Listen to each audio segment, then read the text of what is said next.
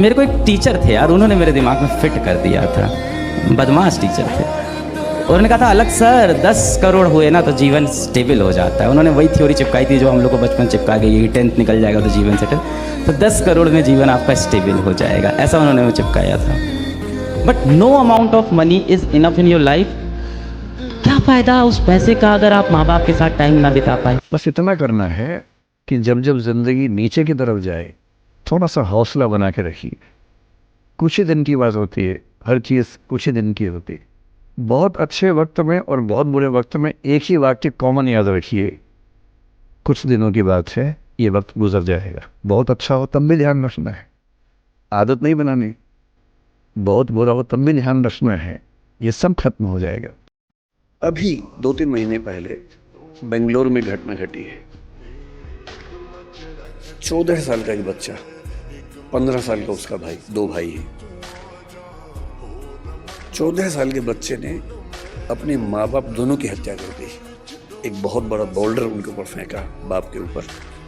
पिता को मारना चाह रहा था, माँ दुर्भाग्य से क्योंकि साथ में थी उसकी मौत हो गई। और फिर पूछा गया कि ऐसा क्यों किया भाई तुमने।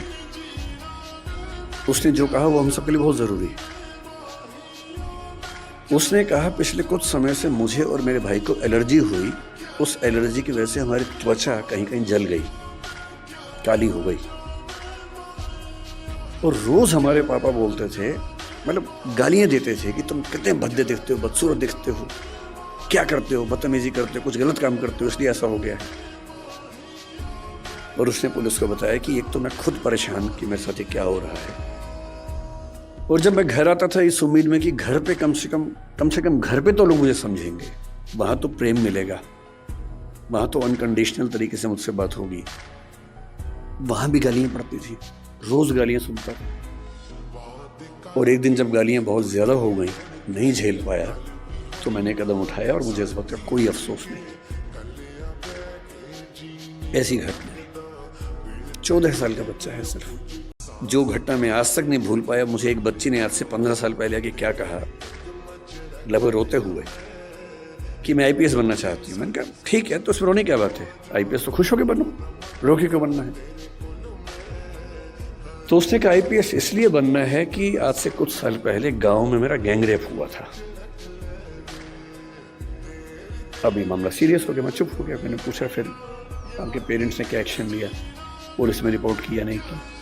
उसने कहा नहीं, पुलिस तो बात की बात है, मेरे जीवन की सबसे बड़ी दुविधा ये है कि मैं अपने पेरेंट्स को बता नहीं सकती,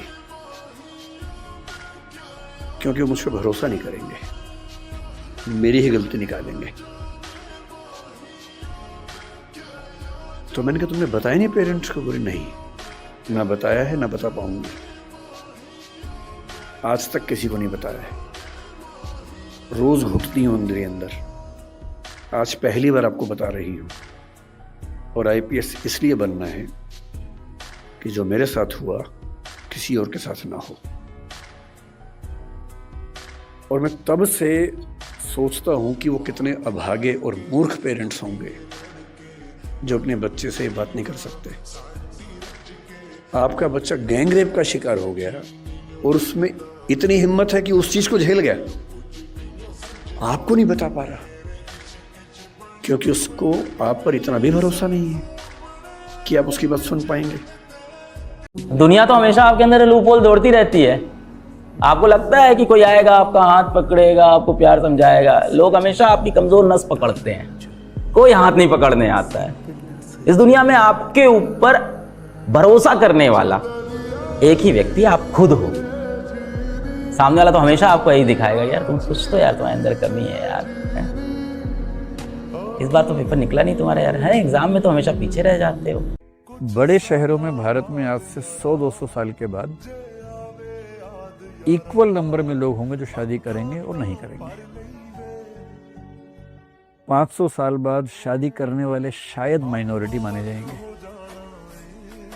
जो नहीं करते हैं वो मेजॉरिटी हो जाएंगे।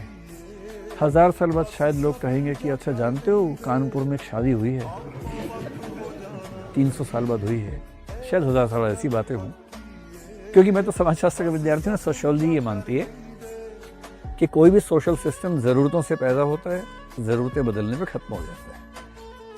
तो शादी कुछ ज़रूरतों से पैदा हुई थी। गुस्सा आ रहा है, थोड़ा सा बस रुकिए। आपको कोई नहीं कह रहा कि उसको आप कुछ मत बोलिए, अभी मत बोलिए बस, क्योंकि अभी कर देंगे ना, क्या बक देंगे, क्या बोल देंगे, क्या अनाप शनाप मुंह से निकलेगा। तो मुझे भी गुस्सा आता है जी, लेकिन उस गुस्से को रिएक्शन में मैं थोड़ा समय देता हूँ, रुकता हूँ, और उस रुकने से बहुत सारे रिश्ते बचे हैं। कि असफलता एक चुनौती है, इसे स्वीकार करो। असफलता एक चुनौती है, इसे स्वीकार करो। क्या कमी रह गई देखो और सुधार करो। जब तक न सफल हो नींद चैन को त्यागो तुम। जब तक न सफल हो नींद चैन को त्यागो तुम। संघर्ष का मैदान छोड़कर मत भागो तुम। कुछ किए बिना ही जय जयकार नहीं होती। कोशिश करने वालों की कभी हार नहीं होती। कोशिश करने वालों की कभी हार। युधिष्ठिर यक्ष संवाद। तालाब में भाई जा रहे हैं, पानी पी रहे हैं, यक्ष के सवालों का जवाब नहीं दे रहे हैं, तो एक एक करके मर रहे हैं। आखिरी युधिष्ठिर जाता है, वो कहते हैं सवालों के जवाब, तो युधिष्ठिर कहते हैं पूछिए। तो वो सवाल पूछते हैं। आखिरी सवाल यक्ष पूछता है, दुनिया का सबसे बड़ा आश्चर्य क्या है? युधिष्ठिर कहते हैं, आदमी रोज मरता है, रोज पैदा होता है, लेकिन इन दोनों के बीच बर्ताव ऐसे करता है जैसे वो अमर हो। ये दुनिया का सबसे बड़ा आश्चर्य है।